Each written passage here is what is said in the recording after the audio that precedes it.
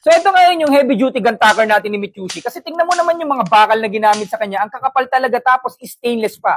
Anti-slip pa tong pinaka-grip niya dito. Kaya kapag pumitik siya, hindi mo siya mabibitawan talaga. Yan, maglagay tayo ng upholstery. Gamitin natin sa pagpapalit ng upuan, seat cover ng sasakyan natin or ng motor. Pwedeng-pwede siya. Palitan natin yung mga kurtina natin nakakabit o di kaya may mga tarpaulin tayong kakabit sa tindahan. Useful talaga. Dahil sa heavy duty na siya, 3-in-1 pa. Upon checkout mo pa, meron na kagad kasama na isang box na bala. Adjustable pa yung pinakapitik ng bala. Pwede mo nakasan. Pwede mo rin siyang hinaan. Ikutin mo lang itong pinakatornilyo na dito sa ibabaw na yan. Kapag ililigpit mo pa, meron pa siyang lock na ganyan. Kaya naman napakadali lang siyang iligpit. At tingnan mo pa itong pinaka-guide niya sa ilalim.